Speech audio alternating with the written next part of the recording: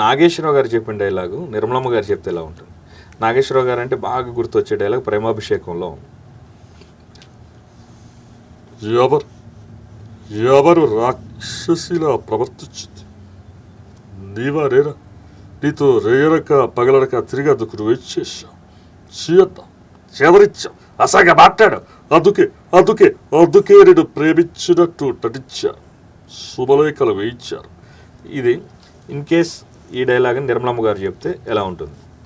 ఎవరో మొదల సభ చచ్చుగా అన్న మోసం చేసింది నువ్వా నేనా? నీతో రేయనక పగలనక పచ్చీసు ప్యాకెట్ ఆడితే ఎవరు మోసం చేశారు? నీ కాళ్ళు కోల, నీ కడుపు గాల, చీ అన్న చేదరించి అసహ్యంగా మాట్లాడు, ఆఖరికి ప్యాకలో డబ్బులు వచ్చిన తర్వాత నాకు ఇవ్వకుండా పంపే మొదల స్టబ్దాన, నీ కాళ్ళు కోల, నీ కడుపు గాల, నాశనం అయిపోతావే, ఊరుకోవయ్యా నువ్వు కూడా. చాలా పర్ఫెక్ట్ గా చేశారు. ఓకే, అలా లేడీస్ వాయిస్ లో నిర్మలమ్మ గారి నా స్పెషలైజేషన్.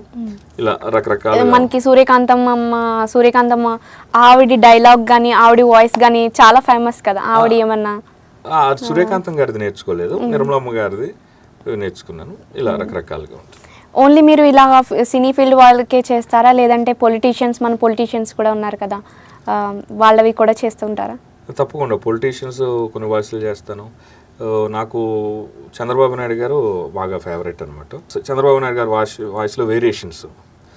చంద్రబాబు నాయుడు గారు ఒక మీటింగ్లో అంటే ఒక ప్రెస్ మీట్లో మాట్లాడి చంద్రబాబు గారి వాయిస్ వేరియేషన్ ఎలా ఉంటుంది, అలానే మామూలుగా సభల్లో ఎలా ఉంటుంది, ఇలా రకరకాల వేరియేషన్ చేసుకోవచ్చు. మామూలు ప్రెస్ మీట్లో అయితే చాలా సంతోషంగా ఉంది, వాట్ ఐఎమ్ సేయింగ్, ప్రజలు నాడి తెలిసింది. ఈ విధంగా చూస్తే 164 సీట్లు తెలుగుదేశానికి ఇచ్చారంటే ప్రజలు నమ్మారు, ఆ విధంగా ముందుకు పోయారు, అఖండ విజయాన్ని ఇచ్చారు. ఆ విధంగా ప్రజలకు న్యాయం చేస్తాం, ఇచ్చిన పథకాలని అమలు చేస్తాం. చాలా థ్యాంక్ యూ. ఒక పక్క పవన్ కళ్యాణ్ గారు చూసుకుంటే, పవన్ కళ్యాణ్ గారు కానీ మేము కానీ అందరం ఏ భేషజాలకు పోకుండా కష్టపడ్డాం, ప్రజలకు చేరువయ్యాం. ఆ విధంగా చేసుకుంటూ పోతాం, ఇంకెవ్వరు మనల్ని ఆపలేరు. ఈ స్టైల్ సెటిల్డ్గా ఉంటుంది అనమాట. అదే కోపం వస్తే ఎలా ఉంటుంది, ఏం మాట్లాడుతున్నారు అవుతున్నా గుండె రగిలిపోతుందండి. రెస్పెక్ట్ ఇచ్చే పని లేదా? నా రాజకీయ అనుభవంతో లేదు అని అనుభవం. ఏం మాట్లాడుతున్నారండి? మాట్లాడితే మైక్ కట్ చేయటం ఏంటి? సభ మర్యాద లేదు. ఇది గౌరవ సభ కాదు, కౌరవ సభ. ఎప్పుడైతే ముఖ్యమంత్రిగానే ఇక్కడికి వస్తానో అప్పుడే ఇక్కడికి వస్తానని తెలియజేసుకున్నాను అని ఈ స్టైల్ కోపంగా ఉంటే ఇలా రకరకాలుగా ఉంటుంది. అంటే ఒక్కొక్క వాయిస్లో వేరియేషన్ ఎందుకు ప్రాక్టీస్ చేస్తాను, డబ్బింగ్ అప్పుడు నాకు ఈజీ అవుతుందని. ఎందుకంటే ఒకే వర్షన్ చేసుకుంటే, ఇప్పుడు గుండు హనుమంతరావు గారు ఉన్నారు, గుండు హనుమంతరావు గారిది ఒకే వర్షన్ ఒకే డైలాగ్ నేర్చుకుంటే, ఒకవేళ గుండు హనుమంతరావు గారు డబ్బింగ్ చెప్పాల్సి వచ్చింది, నేను మామూలు గుండు హనుమంతరావు గారిది కామెడీ వర్షన్ నేర్చుకున్నాను.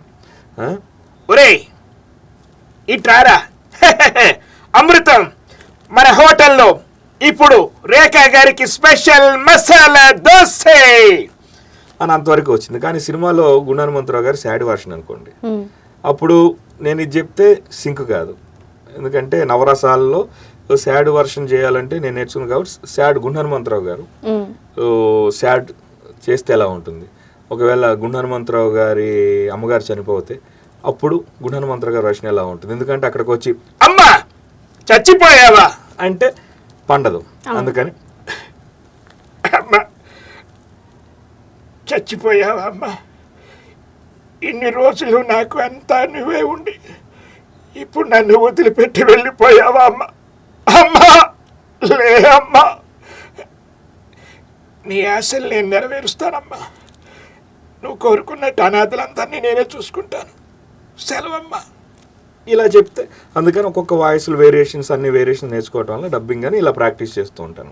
ఓకే, మాకు చంద్రబాబు నాయుడు గారు వాయిస్ వినిపించారు, అలాగే సీఎం జగన్, కేసీఆర్, మన మాజీ ముఖ్యమంత్రి జగన్మోహన్ రెడ్డి గారు జానీ జానీ ఎస్ పాప చెప్తే ఎలా ఉంటుంది. జానీ జానీ ఎస్ పాపలో 2 క్యారెక్టర్స్ ఉంటాయి, జానీ క్యారెక్టర్, పాప క్యారెక్టర్. అయితే మన చంద్రబాబు నాయుడు గారు జానీ జానీ అని అయితే పాప క్యారెక్టరు జగన్మోహన్ రెడ్డి గారు చెప్తే ఎలా ఉంటుంది. ఎందుకంటే ఇన్ని రోజులు మన రాజకీయాల్లో ఉన్నాం, అంత ప్రశాంతంగా ఉంది కాబట్టి సరదాగా మనం మంచిగా ఫ్రెండ్లీగా మాట్లాడుకుందాం, ఇలా చిన్నప్పుడు జ్ఞాపకాలు నెమరేసుకుందాం అని ఇద్దరు కూర్చొని జగన్మోహన్ రెడ్డి గారు చంద్రబాబు నాయుడు గారు పద్యం చెప్పుకుంటూ పోయం చెప్పుకుంటూ ఎలా ఉంటుంది. Johnny Johnny yes papa eating sugar no papa అని తెలియజేసుకుంటా ఉన్నాను. టెల్లింగ్ లైస్ అన్నొచ్చాడని చెప్పండి, అబద్ధాలు మాత్రం ఎవరు ఆడేయడానికి లేదు. ఓపెన్ యువర్ మౌత్ అని ఈ స్టైల్లో ఉంటుంది. అలానే రోసయ్య గారు వి హనుమంతరావు గారు వీళ్ళిద్దరూ ఒక సినిమా డైలాగ్ చెప్పుకుంటే ఎలా ఉంటుంది. మగధీర చిత్రంలో శ్రీహరి గారు అలానే రామ్ చరణ్ గారి డైలాగ్ ఉంది. శతద్రోవ వంశం 100 మందిని చంపి గాని చావని వీర వంశం మాన్సింగ్, ఈ డైలాగ్ ఉంది.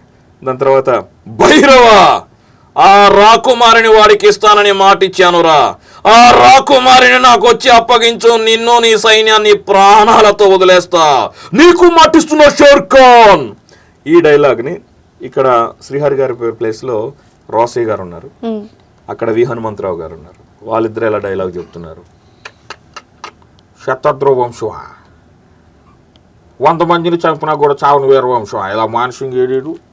ఇదిగో మానసింగా నువ్వు చెప్పిన చరిత్ర ఉట్టి బుర్ర కథ చెత్త కథ నిరూపిస్తా. ఇదిగో భైరవా కొంచెం ముందుకు రా, ఆయనకులాగా అరవలేను. ఆ రాకుమారిని ఇచ్చేసావనుకో నిన్ను నీ రాజ్యాన్ని మరి నీకు అప్పచెప్తే ఏమంటావయ్యా. అల్లో నేను ఒకరే చెప్తా ఉన్నా 100 మంది కాదు ఎంతమంది అని పంపించుకో, నీ ప్రాణంతో సరే బాయ్, ఏముంది బాయ్, ఇప్పుడే షుగర్ ట్యాబ్లెట్లు వేసుకుని వచ్చా, నీతో మాట్లాడడానికి ఏం లేదు, ఏమున్నా కానీ శాంతి చర్చలతో కూర్చొని మాట్లాడుకోవాలి, అరుసులు గిరుసు ఎందుకురా బాయ్, ఇంకేముండదు బాయ్. ఈ స్టైల్లో ఇలా కొత్తగా చేసుకోవచ్చు.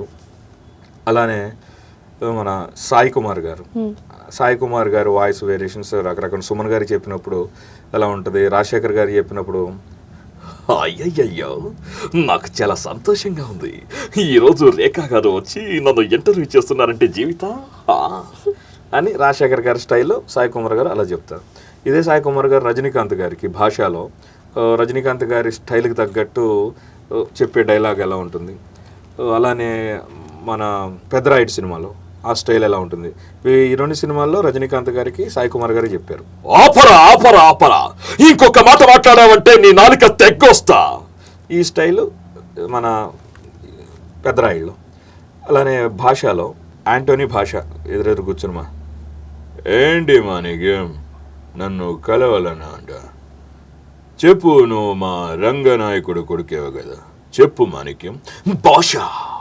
మాణిక్ భాష రే ఉంటే నీ గొడవలు ఉంటాయి, నాకు గొడవలు ఉంటాయి, చస్తే నువ్వు చావాలి లేకపోతే నేను చావాలి. ప్రజలు కాదు, సామాన్య ప్రజలు కాదు, నిన్ను 7 రోజులు లేపేస్తా. నన్ను 7 రోజులు లేపేస్తాను, అటు చూడబే అని సాయి కుమార్ గారు మన రజనీకాంత్ గారి స్టైల్ ఎలా ఉంటుంది. అలానే సాయి కుమార్ గారు ప్రస్థానం సినిమాలో ఆ వేరియేషన్ ఎలా ఉంది. ఒక్కసారి ఆ పురాణాలు దాటొచ్చి చూడు, అవసరం కోసం దారులు తొక్కే పాత్రలు తప్ప హీరోలు విలన్లు లేరి నాటకంలో మనిషిలో కూరుకుపోయిన ధర్మం ఒక్కటే అహం, ప్రతి వారిని శాసించేది ఒక్కటే ఆకలి, ఏం తెలుసురా ఈ రాజకీయాల గురించి అని సాయి కుమార్ గారి స్టైల్, సాయి కుమార్ గారి వేరియేషన్ ఇలా ఉంటుంది. ఇదే సాయి కుమార్ గారు మన నువ్వు నేను సినిమాలో ఉదయ్ కిరణ్ గారి డైలాగ్ని సాయి కుమార్ గారు చెప్తారు. ఉదయ్ కిరణ్ గారు చాలా సౌమ్యంగా చెప్తూ ఉంటారు. చీచి మీ పెద్దోళ్ళు ఉన్నారే, కుళ్ళం గోతున అంటే 1,00,000 కారణాలతో మమ్మల్ని విడదీస్తూ ఉంటారు, రేపు 6 గంటలకి నాకు వసుకు పెళ్ళి. ఇది ఆ స్టైల్ మన సాయి కుమార్ గారు. మీ పెద్దోళ్ళు ఉన్నారు చూడు, కులం గోత్రం అంటూ 1,00,000 కారణాలతో మమ్మల్ని విడదీస్తారు, రేపు 11 గంటలకి నాకు వసుకి పెళ్లి, ఏం రేపు 6 గంటలకి అని ఈ రకరకాల వేరియేషన్తో ఇలా చెప్పుకోవచ్చు.